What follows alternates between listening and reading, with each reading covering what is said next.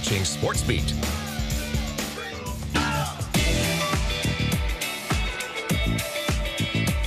Get the ball off, finally gets it off to work. Long three, go nails!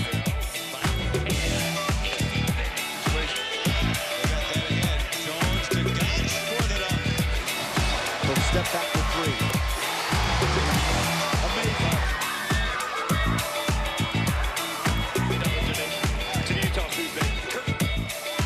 What a great week of sports action in the state of Utah. Thanks for watching SportsBeat.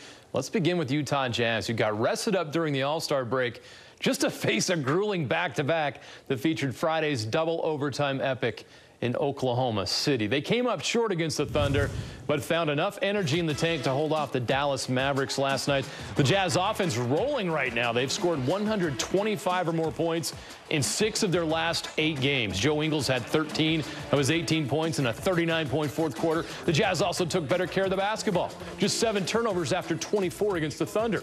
Ricky Rubio 0 turnovers after 8 the night before. When this team takes care of the basketball, they're tough to beat. We've got to get out and get down the floor and stretch the floor so that we can either throw the ball ahead or we can push the ball in the dribble. You know, it's just something that we need to keep being aware of and keep trying to make habitual.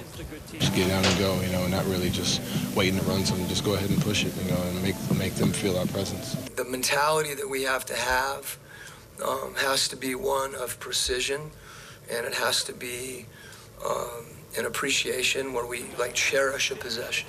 And if you're in that mindset, you can be aggressive and you won't be mistake prone. Did you know Joe Ingles is now the NBA's active leader in consecutive games played? He's now at 281 straight games and counting. Karl Anthony Towns had the longest streak until missing a game this week due to injury. Not even a massive head wound could keep Joe out of a game this season. Remember Headband Joe against Memphis? Someone is keeping track of the streak, but we know it's not Joe. He wants to play. Like there's probably been games where you know, he could have not played for good reason, but he's not in any danger. He's just uncomfortable and he wants to be out there. He doesn't want to be out there to break a record or have a streak. He wants to be out there because he likes to play. I do like to play basketball. That's why I've played for however long. But it's not like I'm preparing each week to keep whatever I don't even know what it is, to be really honest with you. It's something that he takes pride in. But more than anything, between the years, he wants to be out there, and it's important to him. Turned it on in the second half. Yeah, Joe does not care about that streak, does he? Hey, Ricky Rubio has praised the chemistry in the Jazz locker room. Last night he fell victim to it. Donovan Mitchell having some fun while a serious Ricky takes questions from the media. Just a reminder of the importance of moisturizing after showering. Donovan doing a public service. This team's having a lot of fun, especially after wins. All right, Saturday's game against the Mavs will likely be the last time Dirk Nowitzki plays a game in Vivint Arena. The future Hall of Famer may retire after 21 seasons. It's likely the first and only time he's received applause in that building. He scored a season-high 15 points. We thought it'd be fun to take a look at some of the best moments, or at least the most memorable moments, that Dirk had against the Jazz. We wanted to get away from Utah. First of all, it's a bad city. Second of all... Boo. After saying Utah was a bad city, Dirk and the Mavericks gave the Jazz one of their worst playoff upsets. Dirk scored 33 points in Game 3, 33 in a 30-point blowout in Game 4, and 18 in a deciding 5th game in Salt Lake City, his first playoff series win that launched him into stardom. Dirk had 3 40-point games against the Jazz, the most memorable probably on November 3rd, 2009. He entered the fourth quarter with just 11 points. He rallied the Mavs from 15 down by scoring 29 points in the final 12 minutes. 40 points, 11 rebounds, and 5 blocks. He had more ejections against the Jazz than any other team in his career. There was this hard foul against Matt Harpring that would send Dirk to the showers. It was back on December 29th, 2008. I remember that night. And before that, on March 4th, 2008, he committed this hard foul against Andre Kirilenko. Looked worse than it really was. At least that's what everyone said after the game. But that caused his night to be cut short. He also had a dust-up with Derek Favors and Earl Watson. You'll remember this. Back in 2012, Earl Watson's having none of it. Protecting his rookie in that game. I think it was Derek's second year. Issues with that. Keep an eye on the Western Conference standings. Nuggets second in the West, hosting the Clippers, 8th in the West. Clippers claim they're trying to make the playoffs. Montrezl Harrell with that kind of effort. But the Nuggets overpowered the Clippers. Nikola Jokic, 18 of his 22 points in the first half. Second half showing off his passing ability. Great ball movement, sets up Paul Millsap for 3 of his 21. And the Nuggets are now 41-18 on the season. Spurs trying to keep pace, visiting the lowly Knicks, and isn't this the most Knicks thing ever? Dennis Smith Jr. scores for the Spurs, accidentally tips and a miss by LaMarcus Aldridge. While we laugh at the Knicks, they would get the last laugh. They led by as much as 23 in this game, and they beat the Spurs and end their franchise record 18-game home losing streak. Two of the hottest teams in the NBA, the Raptors and the Magic. That's right, I said the Orlando Magic. They've won 8 of their last 10. All-star Nikola Vucevic had 23 points and 12 rebounds. Terrence Ross had 28 points. The former Raptor came off the bench. Hammers won home. The Magic and the Raptors' 7-game win streak. They're just 1 game out of a playoff spot in the East. Well, it took until week 3 of the Alliance season, but we finally got our first chance to see the Salt Lake Stallions play at Rice-Eccles Stadium on Saturday. They made their home debut a memorable one. Here's a look back at the first win in franchise history. Will Davis.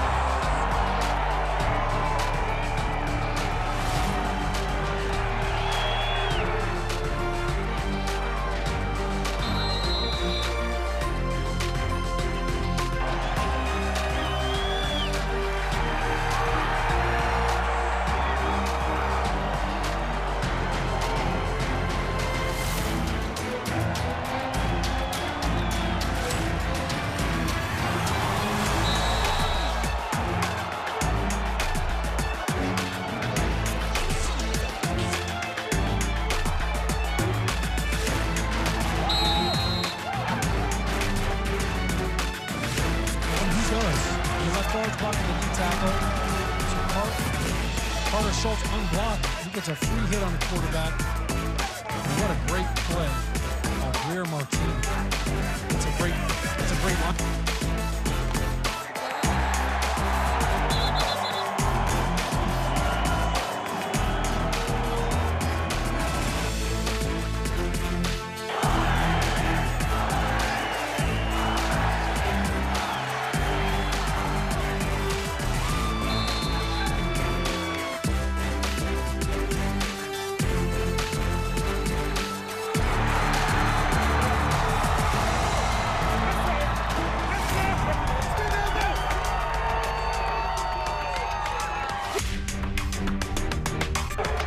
Best of luck the rest of the way. Good job, Rick. Take care. You did a nice job, man. Yeah, good job.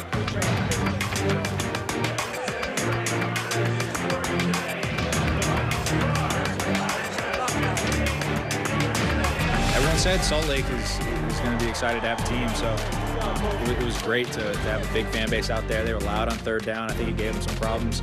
Anytime you're playing at home and the crowd is cheering for you when you do something good and booing when the other team does something good or whatever the situation, it always gives you some energy. So to be on the road the first 2 weeks, is obviously not ideal, but we're going to be happy to get this win today. The Stallions also took time to recognize some former Utah College stars. We know that guy. Tom Hackett at KSL Sports, 2-time Ray Guy Award winner, Andy Phillips, Scott Mitchell, Jason Buck, Ron McBride, hey, Isaac Asiata, bunch of guys, Brian Kill, some Cougars, and his brother Ed.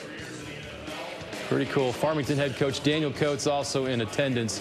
Great to see all those guys supporting Stallions football. All right, coming up next, a local college basketball breakdown and more Jazz. They'll step back for three.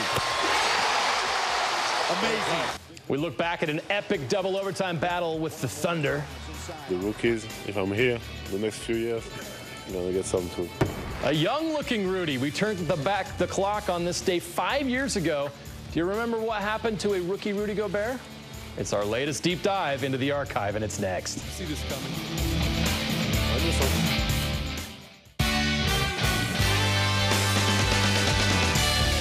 You're watching SportsBeat. Jazz fans, you're trying to bury the pain of losing that double overtime game against the Thunder on Friday. Truth is, it was one of the best NBA games of the year, a game that felt like a 15-round heavyweight bout. Let's rewind. OKC, this was last year's first-round opponent for the Jazz, and right now Utah trying to win their first game against this Thunder club so far this season. There's always drama with these two teams. I don't expect anything different tonight. 3 versus 6 tonight, 25 games left in the regular season. Way to start. You like that start here by Mitchell. Donovan takes the tip. Rubio trying to force it inside of Gobert. Adams stole it away, and 2 turnovers. Here's Donovan on a dribble drive around Ferguson. Oh, he goes. And the young man out of Louisville hammers it home. Jazz have not missed a shot to start this game. 8 of 8. Royce fires a shot inside. That's a hard foul. That's got to be attention. Yeah, they got to look at this. This is above the shoulders from our seat. Count. Westbrook. He's got it going. He's got it rolling tonight. 20 and a half. Donovan. Oh, much needed 3. How big has he been tonight? 19. He's matching Westbrook on the other side. Donovan scored 30 or 20 or more. He's got 21. Inside pass, Adams. Wow. It's going to count. It's going to count, Buller. He got it all. Rudy wants that ball. Goes inside. Favors. Flies in. Hammers home 2. Nice high-low. Westbrook. Stop. Jumper. Good. And now he's barking at Ricky. Jazz need one more score to light up. Donovan down deep. Big shot. How about Mitchell? The confidence, Buller. O'Neal back out front. Crowd. Straight away 3. Bang. Jazz take it back. 79-78. West left open for 3. Neto runs in. Kick out. Crowder 3. Got it. Jay with 13. Go. Donovan with the ball. Chased by George. He's got a look. Floater. Kick off the glass. It's going to count. Put it home. So far. Westbrook. Another 3. Unbelievable tonight. 40. Here comes Paul George. What a wild night in OKC. And just like that, you get back-to-back 3 balls. Westbrook and George. Rudy tried to screen him. Joe. Nice behind the 3. Bang. Big time move. Jekyll and Joe downtown. Jumper. Just off the mark. Rudy, big rebound. Off to Ricky.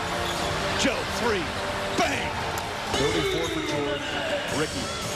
Lost the handle. Poked away. George, front court. On a lob up top. Oh! They'll step back for 3. Amazing. Big possession. Donovan, one-on-one. Drives inside. Off the glass. And in.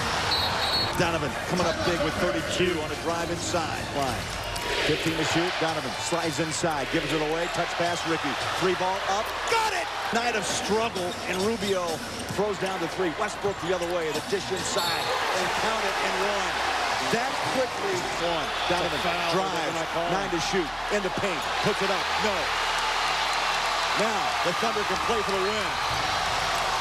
6 seconds, down to 5. Westbrook with 3. Westbrook 2. He'll take the shot. The winner. No. Overtime in Oklahoma City. Favors. Hands it off. Gobert. Donovan up top. Rudy. Oh, beautiful. Goes up and gets it. Going to be a runaway for George on the turnover and a windmill dunk. The lead back to Utah. Jay Crowder might have the play of the game right here. And that's going to be 6 fouls on Westbrook. They're down 2. Donovan in the paint. Floater. No. Short. Tap in. Gobert. Here's Donovan for the win. Pumps it up. No. And double OT. in OKC. Here we go. Paul George can take this final shot, trailing by 1. George inside, floater, horn. No! Unbelievable! You got to be kidding me right now. Korver in a crowd corner. Hit the rim, gave it a ride, and the Thunder win it in double overtime. Heartbreak for the Jazz. All right, for this week's archive, brought to you by 1-800-GOT-JUNK, we didn't have to dig too deep. We go back to this day 5 years ago. Rudy Gobert was a rookie with the Utah Jazz. He made a terrible mistake that day. He forgot to bring the donuts to shoot around. Veteran Richard Jefferson made sure he never forgot to bring the donuts again.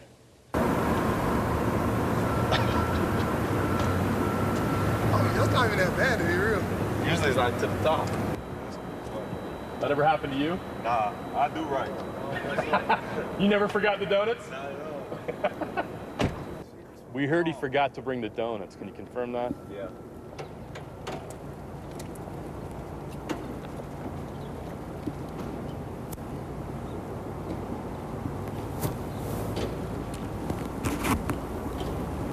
Rudy, what was your reaction when you noticed something was wrong with your car? I knew it was bad. I knew.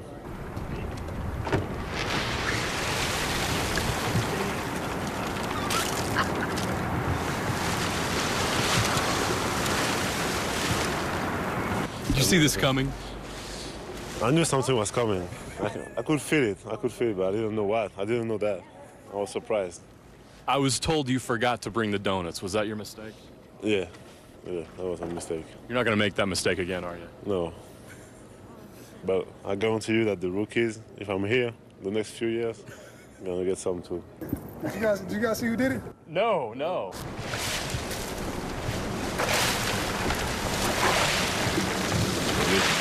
Rich. I know it's Rich. Any idea So who did this? Any idea? Well, I'm sure it's Rich. Jefferson? Okay. Yeah. So we know who to blame. Yeah. Let's ask him about this one. I know it's him. I know that's him. Hey, JJ. It smells good out here.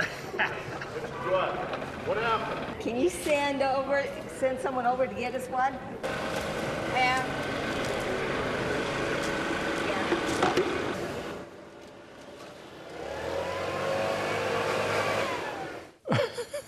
5 years later, no one dares put popcorn in Rudy's car, and no one dares take on in the paint. The reigning Defensive Player of the Year is also on pace to set a record for dunks in a season.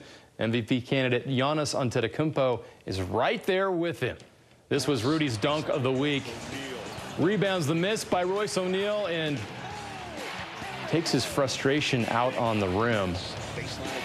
Now the race to set the record is intense. Giannis, 217 dunks through 55 games, 3.95 dunks per game, on pace to get 323. Rudy, 207 dunks through 59 games, 3.5 dunks per game, on pace for 288.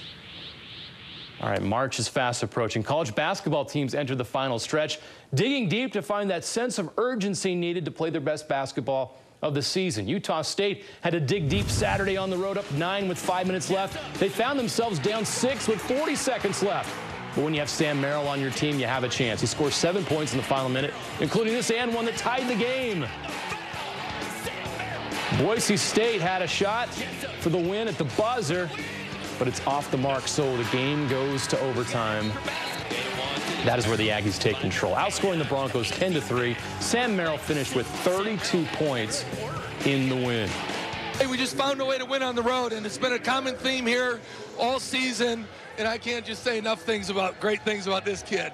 What a warrior. And Coach has been preaching to us all year that no deficit is too big. And I mean, being down 5 with 25 seconds left, you know, he's continuing to tell us that we have a chance, and that's the identity of our team, is just finding a way. The Aggies are all alone in second place in the Mountain West, just a half game behind nationally ranked Nevada. A regular season conference title still very much a possibility for the Aggies. Here's what they would have to do to make that happen. It starts Tuesday night at home against the hottest team in the league, the San Diego State Aztecs. They edged the Aggies in San Diego a couple of weeks ago. Then on Saturday, the much-anticipated matchup, 6th-ranked Nevada comes to Logan. The Aggies trail Nevada by just a half game. A win against the Aztecs and Wolfpack, and the Aggies would be tied for first with 1 game left to play at Colorado State. You know the Spectrum is going to be rocking like the good old days this week.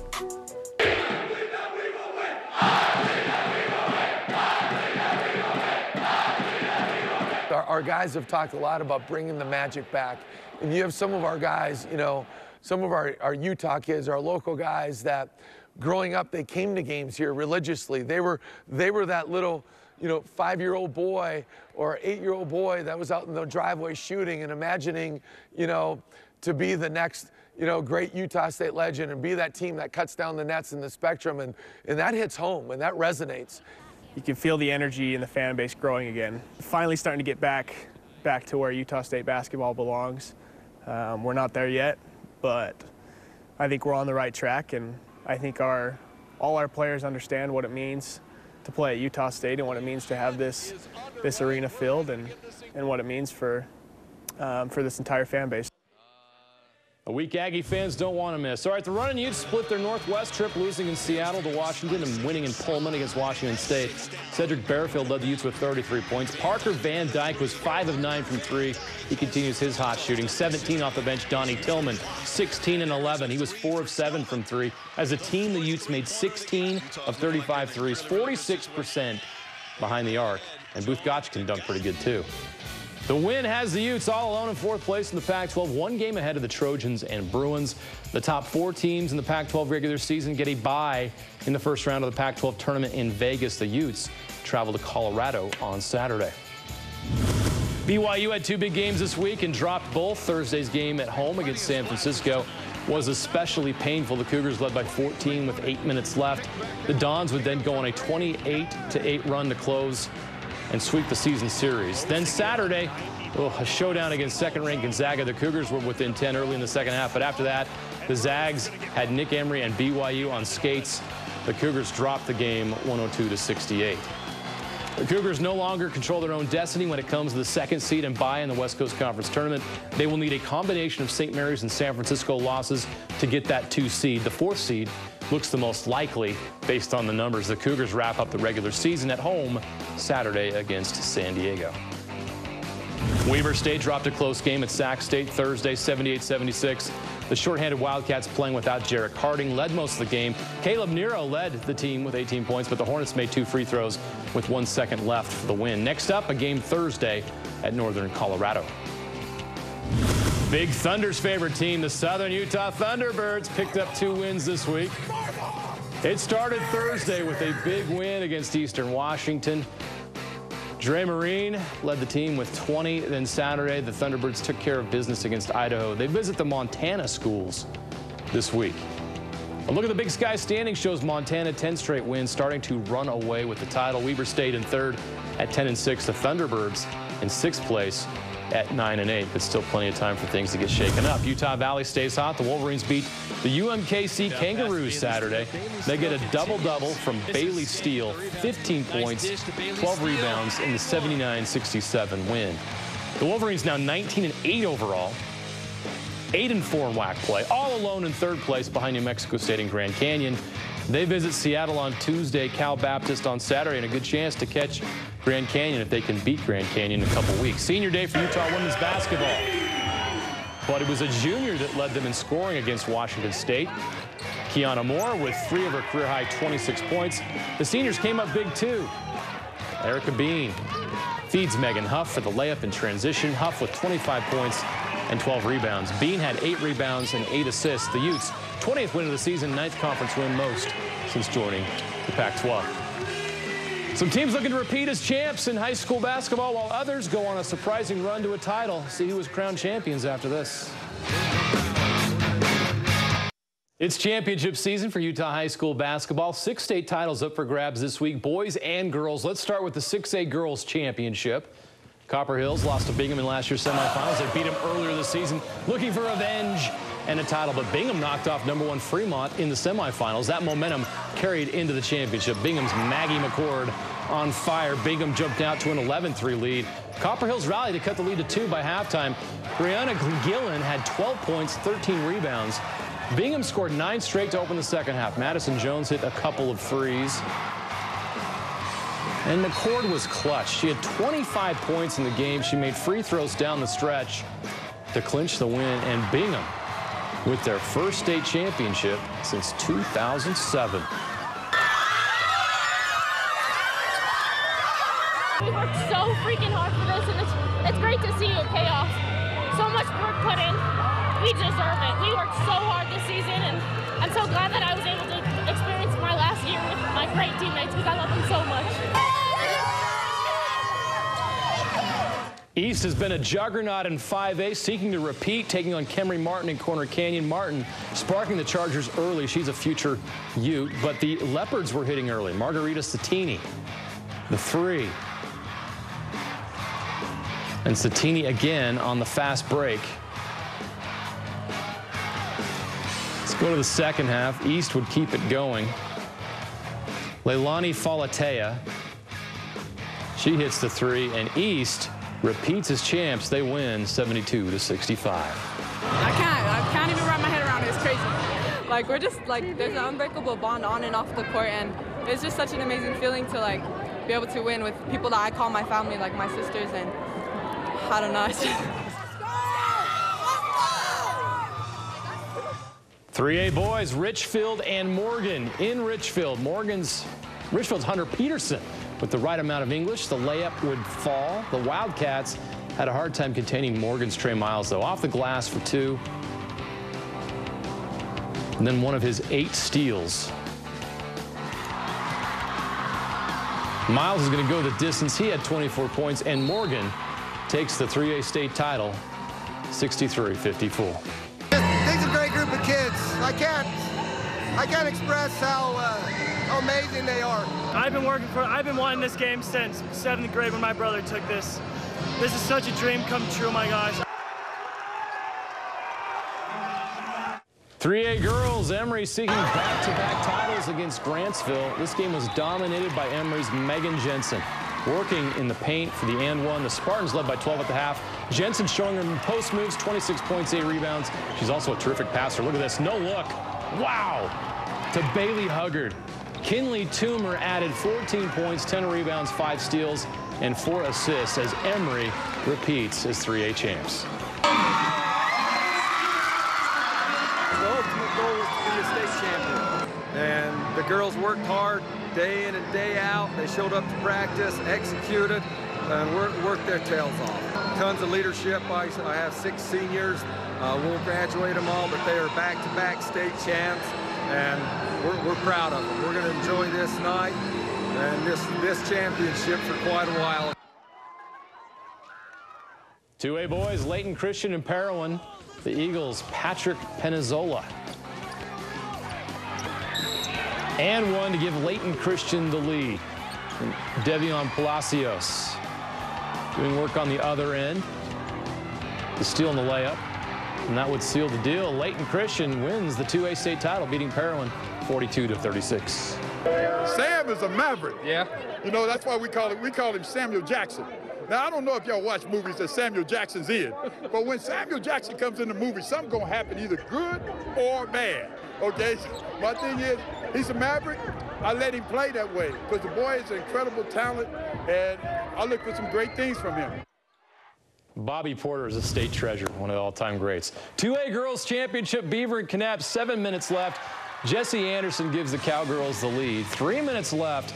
Beaver's Cindy Gillens, the circus shot to take the lead back 45-42. 7 seconds left. Kanab battling back. Jesse Glover hits the 3. It counts. Cowgirls within 2, but the Beavers hang on, and they beat Kanab 54-52 to take the title. I never thought it would come true, and it's here, and it just feels wonderful. I've looked forward to this day for forever, so I'm just so glad to have this in my hand right now. And I'm really happy for them. This is a great group, and I'm so happy they were able to finish this way because they've worked really hard for it.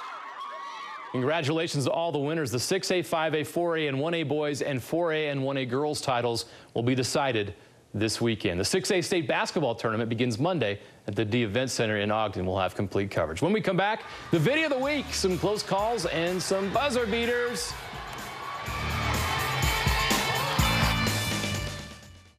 Great clips of the week. We go back to BYU and Gonzaga for our first few clips. Gonzaga's Gino Crandall has the kennel rocking because he put Nick Emery on skates. Here's the cool thing. Nick was a great sport about it. He tweeted this after a game, quote, "If anyone is wondering, my ankles are okay." Good for you, Nick. All right, Dave Rose usually keeps his cool on the BYU sideline, but the frustration of what happened in Spokane got the best of him. Not liking the calls, he had to be restrained by his assistants. You know what? I was waiting for him to toss the jacket like he did in Vegas a couple years ago. It didn't escalate that far. So Dave Rose doesn't have to worry about dry cleaning this week. The frustration even extended to the radio broadcast, the camera catching the voice of the Cougars, Greg Wrubell, in a moment where he is left shaking his head. Yeah, it was one of those nights up in Spokane for Cougar Nation. Dave Rose, also very stoic. This is former BYU soccer player Ashley Hatch, currently with the Washington Spirit of the NWSL. That is why she's a professional soccer player. Without looking and into the hoop, that is a cool, cool, cool trick. All right, let's go to the Alliance of American Football in Orlando. Watch this dog sprint 80 yards to snag the Frisbee before it hits the ground, and he had time to spare. That was more exciting than some of the offenses in this new league this year so far. Back to hockey, college hockey. Minnesota hosting Notre Dame early in the third period. Minnesota's Brandon McManus took a hard check from Jake Pavanka, and McManus crashed into the glass, shattering the entire panel. There was broken glass everywhere. The game had to be stopped for nearly 10 minutes so that the cleaning crew could get all the glass off the ice and replace the broken portion of the rink. 4A first round, Logan and Bonneville. Logan with a 2-point lead in the final seconds. Bonneville's Jordan City from the corner knocks down the buzzer-beating three, and the Lakers advance to the quarterfinals of the 4A state tournament. The Philadelphia Flyers mascot Gritty is one of the most disturbing in all of sports. And now he adds this to reasons to be creeped out. He goes streaking in the cold during the Flyers outdoor game against the Penguins. That's just obscene. I apologize to everyone watching at home that you had to see that. We probably have an FCC violation coming our way, so hopefully I have a job in the morning. Nasty. Good night, everyone.